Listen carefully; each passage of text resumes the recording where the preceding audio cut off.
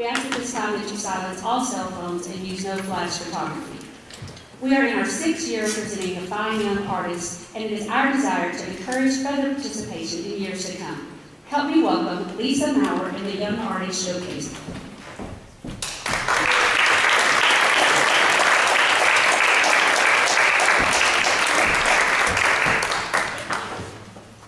Is this on? There you Yep. go. Thank you. Welcome to the 6th Annual Young Artist Showcase. Today we will be hearing 8 high school students who are studying with music teachers in our community. The teachers represented today are Ann Baldwin, Peggy Burton, Doug Clark, Dr. Combest, Atticus Hensley, Tom Maurer, Rebecca Murphy, and Dr. Waldecker. Today we showcase the commitment, the discipline, and the passion for the arts has heard through these young artists. The dedication of the teachers to impart their passion and skill to these students, and the support of the parents who go the extra mile so that their children may have the opportunity to learn and experience music. We hope that this concert will encourage the continued support of classical music in our town and inspire young musicians in our audience today to aspire to be a future performer in our Young Artist Showcase. Today's concert is a pleasure to present. We have pieces from the Renaissance to the 20th century, all performed with great musical skill and passion.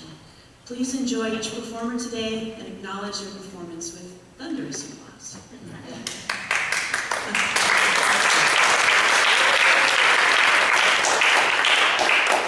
Today we will open our program with the very popular and famous Carnival of Venice. You may recognize the tune as My Hat, It Has Three Corners. The virtuoso violinist Niccolo Paganini first arranged this tune in a theme and variation style for the violin. Today we will hear Herbert L. Clark's arrangement for the cornet. Mr. Clark was born in 1867. He was a famous cornet soloist and soloist in the John Philip Sousa band. And he would often conduct this ensemble in the absence of Mr. Sousa. Walter Rogers, a cornetist himself and a friend of Clark, suggested to Clark that he should write his own cornet solos. As a result of this, Clark left a legacy of trumpet solos, Carnival of Venice being one of these. These solos are considered show-off pieces because of the fast tempos, quick notes, double and triple tone. Mr. Clark died in 1845, and per his wishes, he was laid to rest in the same cemetery as John Philip Sousa, which is the Congressional Cemetery in Washington. Today, Senior Jacob Howell will open our program with Herbert L. Clark's Carnival of Venice.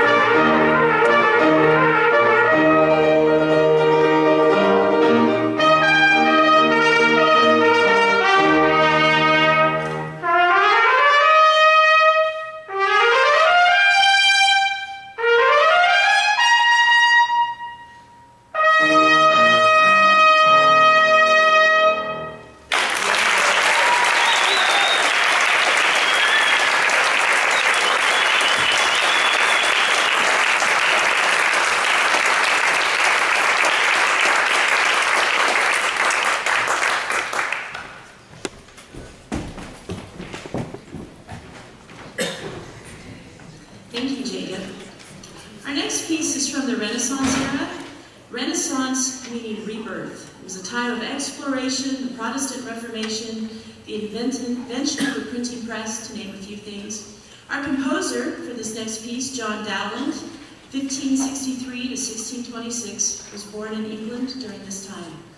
Dowland was a composer, singer, and the foremost lute virtuoso in England. He was the rock star of the 1500s. A lute is like a guitar, except it has more strings. He composed many lute songs or airs, which were meant to bring forth a feeling of sadness when heard. This was all the fashion at the time, to write in the melancholy style. A quote from the Renaissance era: "He is a fool who is not melancholy, at least once a day." "Flow My Tears" is considered Dowland's signature song, his most famous air. Back in the Renaissance, we would hear the singer accompanied by the lute. Though I can play many instruments, lute is not one of them. So today we will hear an arrangement for voice and piano. Hope Seaborn will sing for us "Flow My Tears."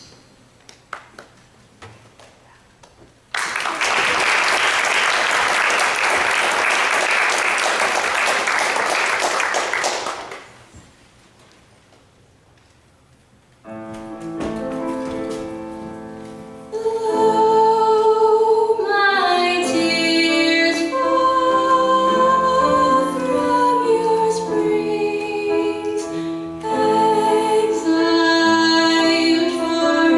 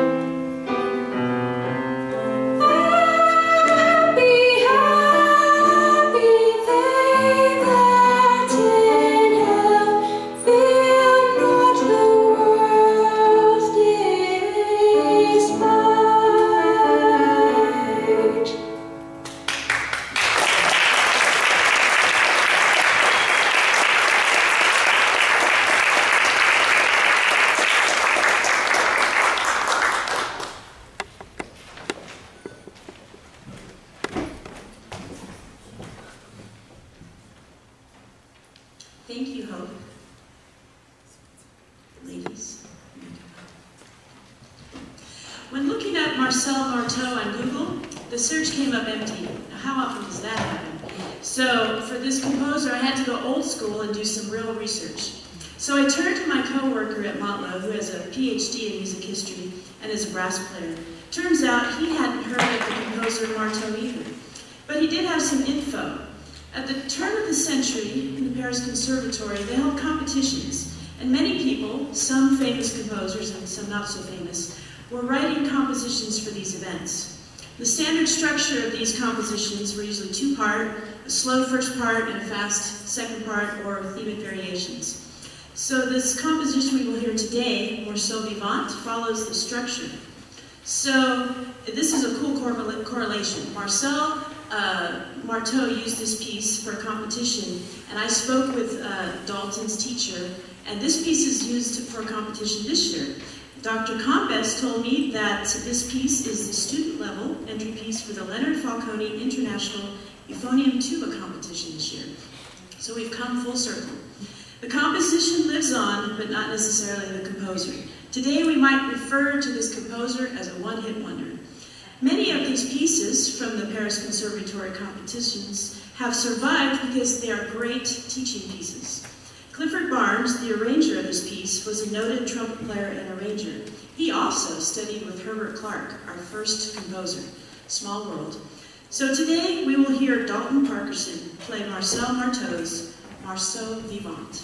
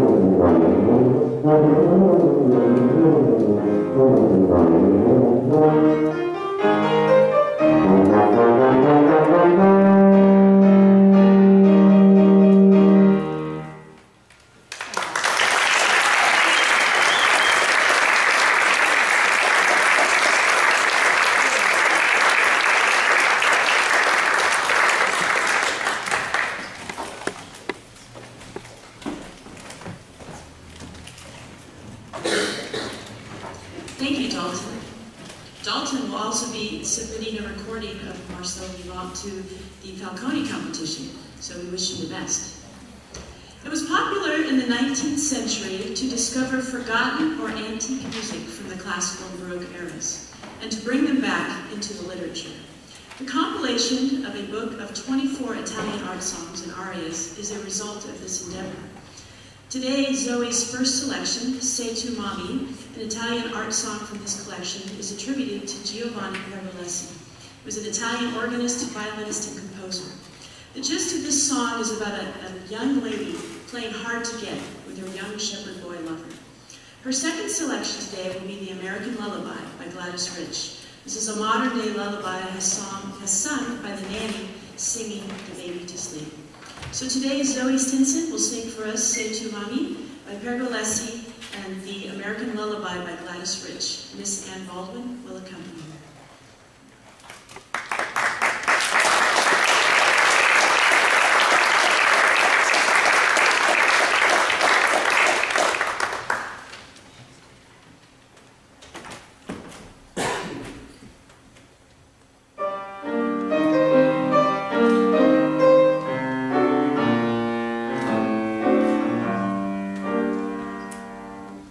Sei tu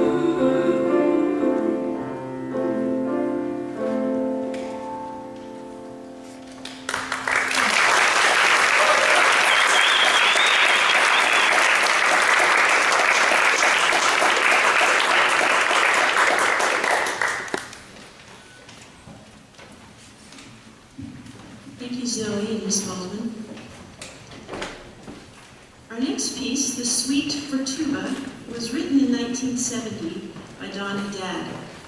Haddad is a retired educator, composer, and performer, and he lives in Ohio. Haddad writes about The Suite for Tuba that it was conceived and written as a piece to display the flexibility, sonority, and artistic capability of the instrument, as well as to challenge the player's technical facility. In the varying modes of the three movements, the tubist has an opportunity to express her aesthetic feelings. We will hear the first movement today, the Allegro Maestoso.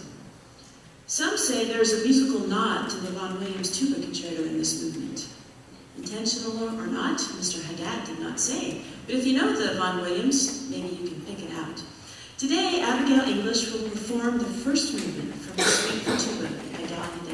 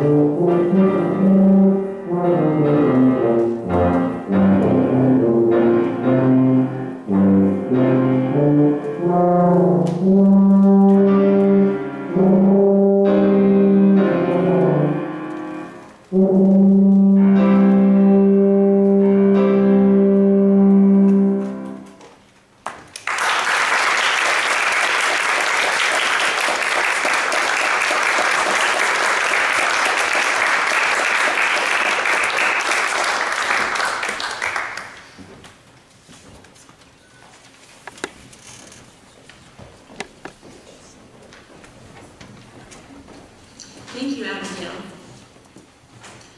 The Sonatina for alto saxophone and piano was written by Christopher Gallagher. This is a duet for alto sax and piano. It is in 2 movements. The 2 parts, the piano and the saxophone, are wonderfully intertwined. It is dedicated to Eugene Rousseau and Joseph Rezitz. Rousseau is an American classical saxophonist, and Joseph Rezitz served as Rousseau's pianist. The composer, Gallagher, has a love for jazz, and he says that his so-called classical works reflect this love. When you hear the first movement, the Andantino, I think you will find this especially true. It is very expressive and lyrical, and the chordal sounds reflect his love for jazz. The second movement brings the rhythmic contrast. We have cluster chords in the piano, 9/8 time in the saxophone while the piano plays in 6/8, meter changes all over the place, 3/4, 7/4, 2/4, 6/8. There's so much going on, one cannot catch it all in one hearing. This is a standard repertoire piece for many of Mr. Maurer's students, so I've played it many times. And each time I play it with a student, it's like unwrapping something new. So please enjoy as Chloe Fuller plays the Sonatina by Christopher Gallagher.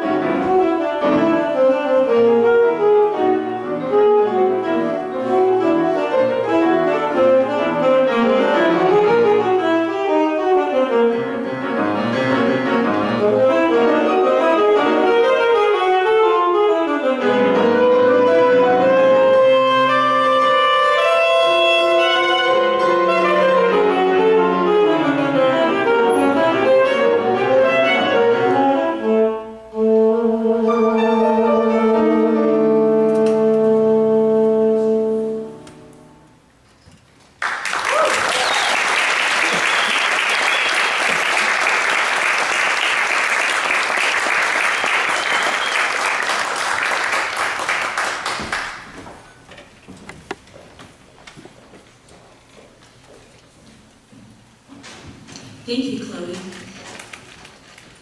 Our next composition, Syrinx, was written by Claude Debussy just 3 years before his death. Debussy was a composition and piano student at the Paris Conservatory. He was an excellent pianist, but since he did not practice enough, they released him from piano studies at the conservatory. But he did get to continue with his composition studies. He won the Grand Prix de Rome Composition Prize. Debussy was searching for his own style at this time. He challenged the traditional musical style and the traditional use of instruments. For example, it is said that when he wrote Syrinx for the first time, he did it without bar lines or breath marks, giving the performer leeway for emotion and interpretation. The conservatory professors labeled his works bizarre, incomprehensible, and unperformable. Now, in 2019, we listen to his most performed piano piece, Clair de Lune, and we hear beauty and sensuousness. Today, we will hear a piece for solo flute that is considered to be the first significant composition for flute after C.P.E. Bach's A minor flute sonata. Composed in 1913, Syrinx was composed for Debussy's friend, Gabriel Moret. Moret had written a dramatic poem called Psyche in 3 acts, and Syrinx was part of the incidental music for the play. It was to be the last melody played by Pan before his death, and it was to be performed offstage. Syrinx was originally called Flute de Pan, but was given the name Syrinx in reference to the myth of the amorous pursuit of the nymph Syrinx by the god Pan. Pan falls in love with Syrinx, but Syrinx does not return Pan's love. Syrinx turns herself into a water reed and hides in the marshes. Pan cuts the reeds to make his pipes, in turn killing his love. Kiana Cobard today will perform Syrinx by Claude Debussy.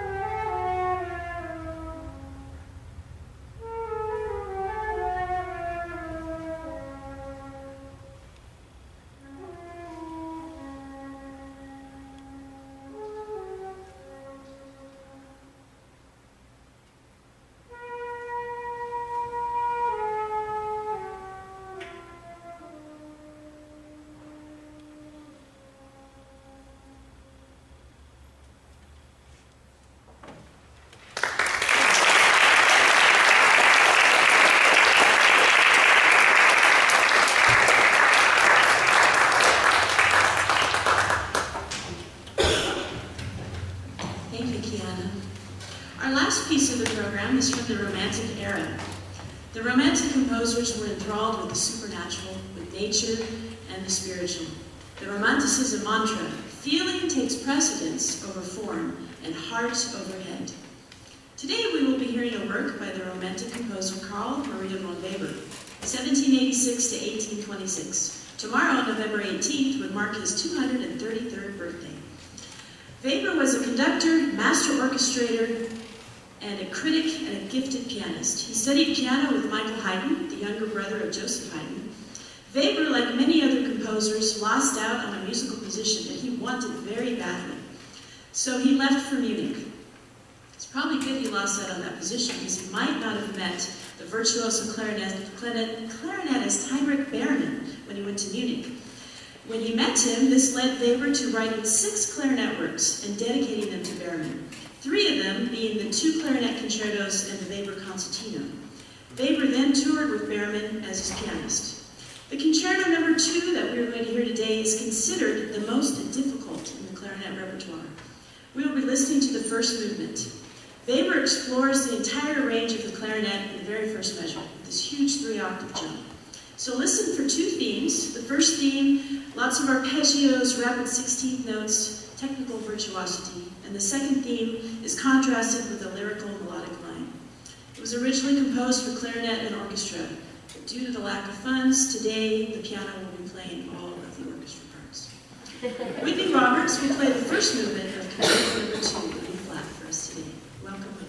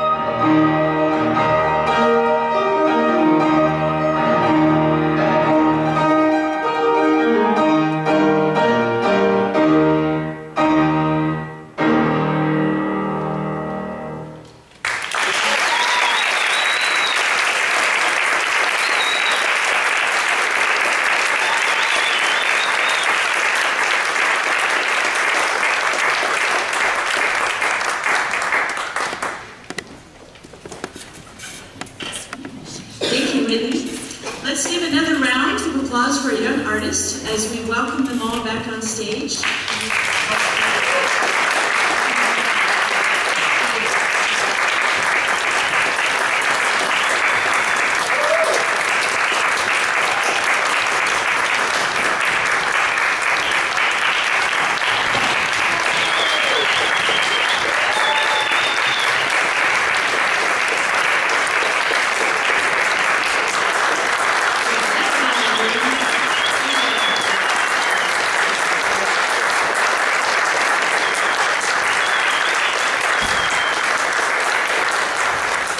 Now's the time for pictures if anybody would like to take a picture.